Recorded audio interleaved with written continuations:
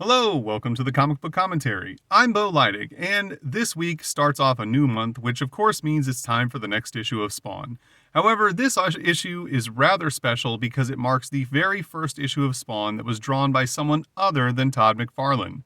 It's Spawn number 16, so let's zoom in and take a closer look. First published in December of 1993, as I stated, Spawn number 16 is the very first issue to be drawn by one Greg Capullo. And Greg Capullo will continue to be the primary penciler on Spawn all the way through issue 100, despite the fact that this was only supposed to be a temporary thing that lasted for 3 issues. It wound up being a rather long-term commitment for both Todd and for Greg, but I think it worked out well for both of them, and it worked out well for us just because of the fact that while Todd's artwork is great, Greg's is great too. And I think the time that Todd saved in not having to draw every issue of Spawn was time that he put to very good use in other ventures and in building more of a business empire, and also I think freed up more time for him to devote to the writing of Spawn and get deeper into that. We can see here also an interesting bit of trivia. This is the very first issue of Spawn in which the Spawn logo on the cover was not a solid cover. It's transparent and you can see the image behind it. I went back and double checked on all the previous issues, and for sure, this is absolutely the first time we can see through the logo. And there's nothing technically special about that, I guess. I just thought it was interesting. Story: Grant Morrison. Pencils: Greg Capullo. Inks: Dan Panosian, Art Thibert. I may have been pronouncing both of those wrong, and if I am, I do apologize. Letters and editor: Tom Orzechowski. Color: Steve Oliff and Ollie Optics. As I stated, Greg Capullo is taking up the duty on pencils for this issue, and also Grant Morrison stepping in as a guest writer. This is not the first time we've seen Todd allow another person to come in and write an issue, and I believe Grant writes this issue along with issues 17 and 18 as well.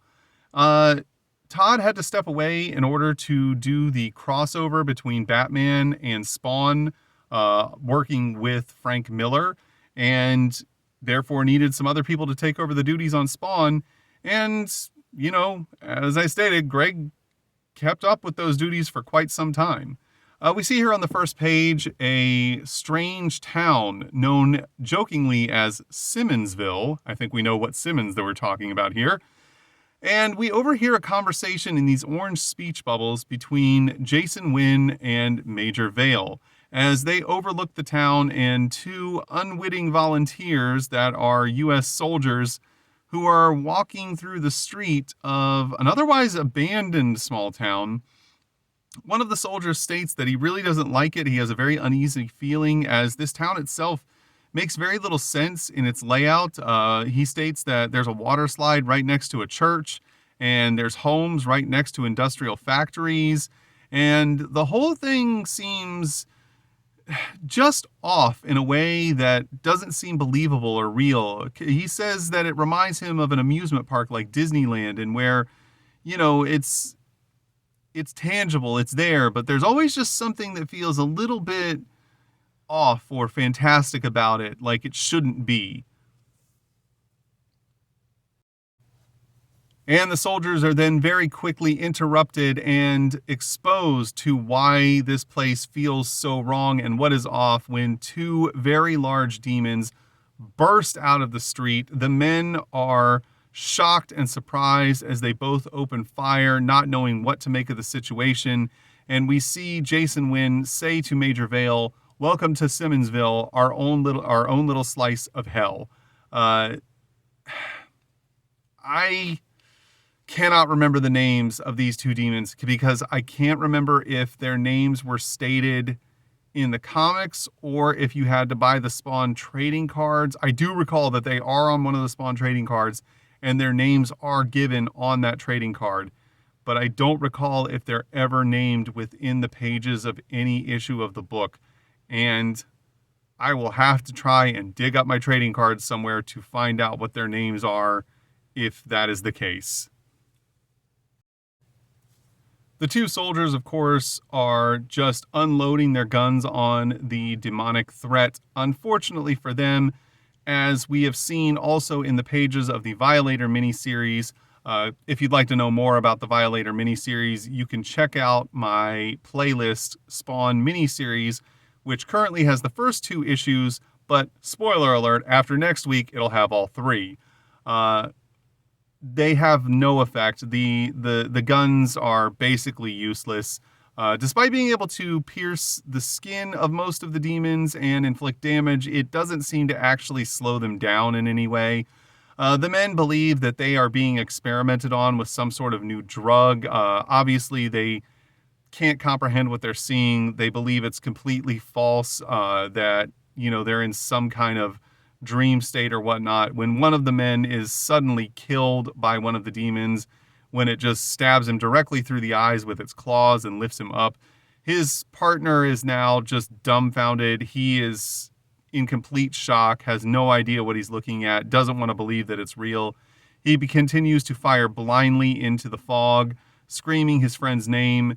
One of the demons then lunges forward and holds the man's skeleton directly in front of his partner, to which the man just screams and then realizes that his fate is also sealed when one of the demons grabs him by the head.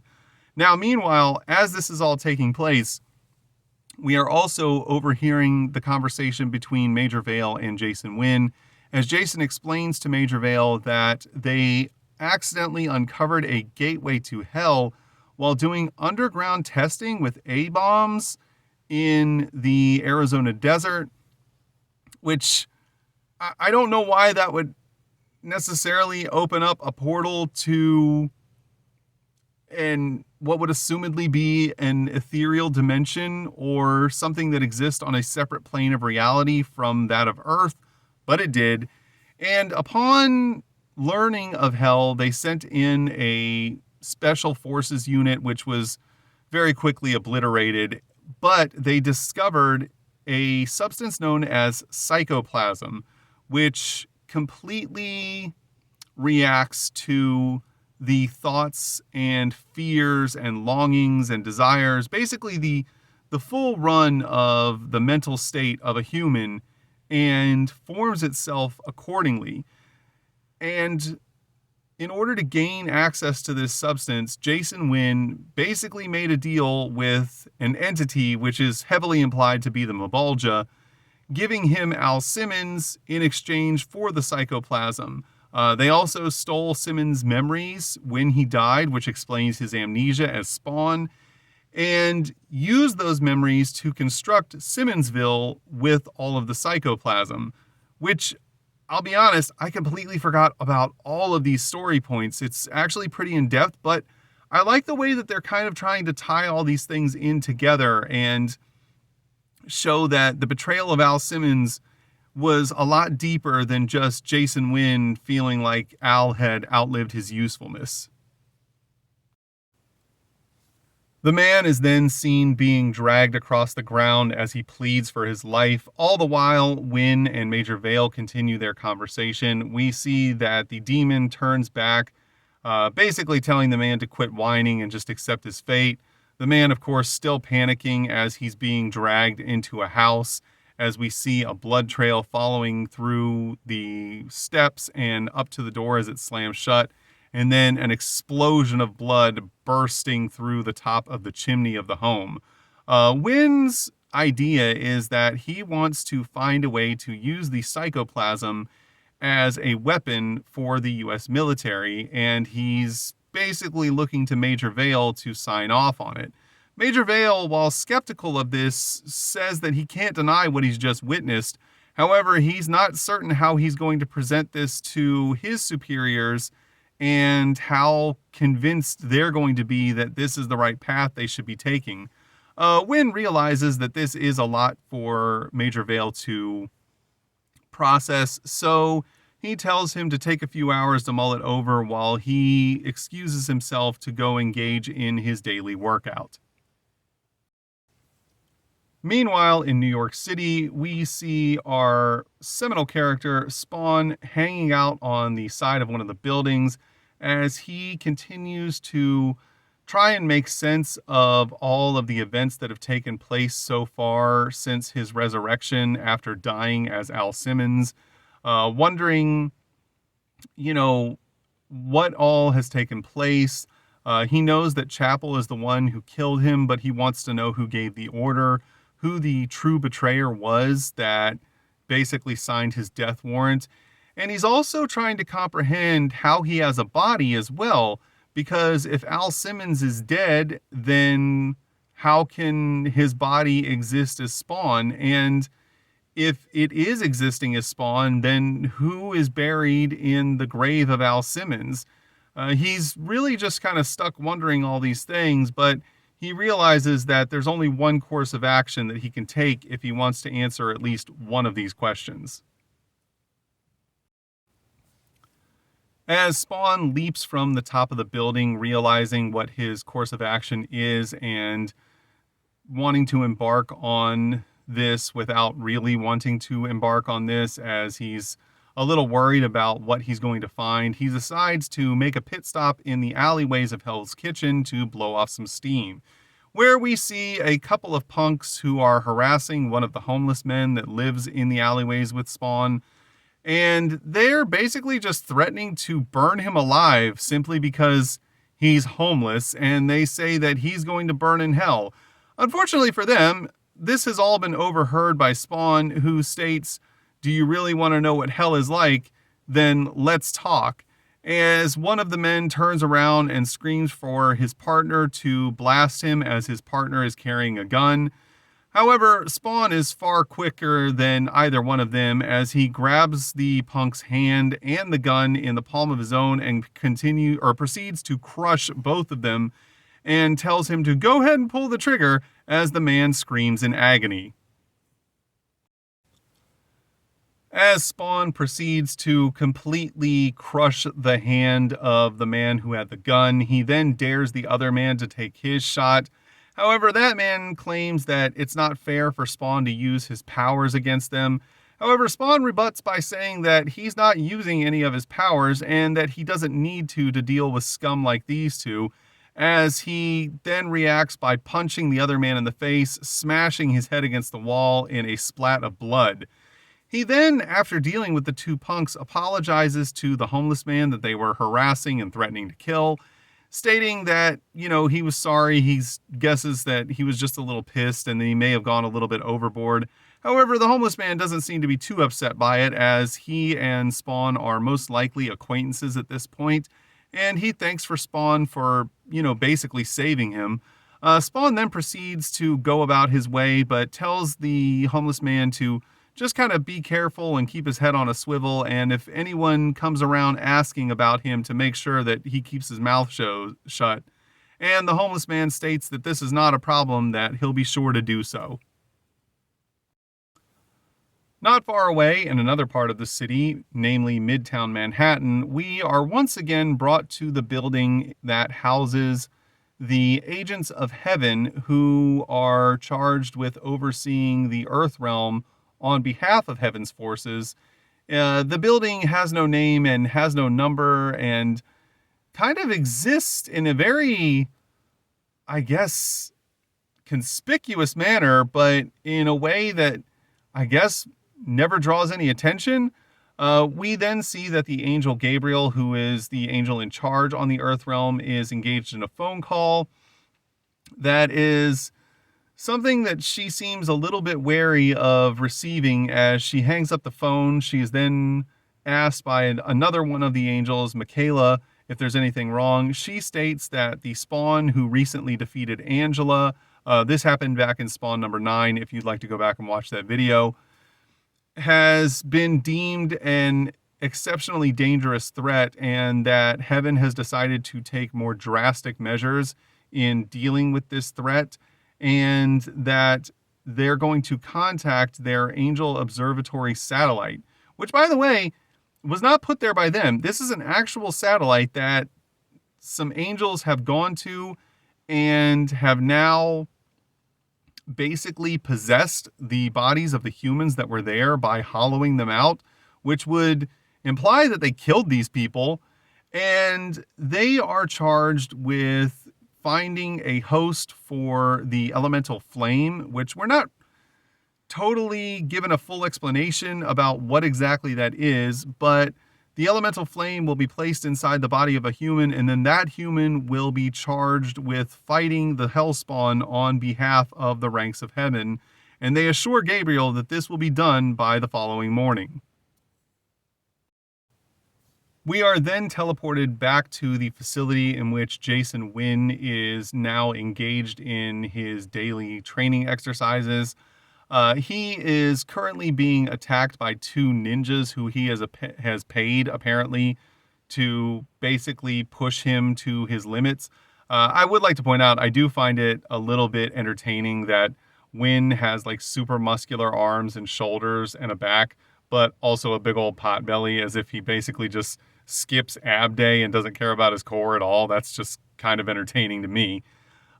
He apparently is a very accomplished martial artist, as he does not struggle to dispatch the two ninjas that he has charged with training him, and states that they've very, very much disappointed him in their lack of ability, and that had this been a real fight, both of them would be dead, and then informs them that they're both fired. We then see back on the space station one of the possessed astronauts push down on a button, which then shoots down a ray of light to Earth that grabs Jason Wynn as he begins to dematerialize right in front of one of his subordinates. Wynn then rematerializes on the space station and sees the two angels, but believes that they are in fact demons and are in the employment of the Mabalja. They, however, assure him that they are not, and that they answer to a higher power, as he soon will. He tries to cut them off, stating that they don't know who he is or what he's capable of, when he is then cut off by a horrible burning pain that he is now overwhelmed by, resonating deep within his body. Meanwhile, back on Earth, we see that Spawn has decided to go to the grave of his former self, Al Simmons, and dig up the casket to see what he will find inside, despite the fact that he's really quite worried about what he's going to see. As Spawn slowly opens the lid to his casket, he looks in to find the skeletal remains of Al Simmons, to which he screams no, because he can't comprehend exactly what's going on or how any of this is possible.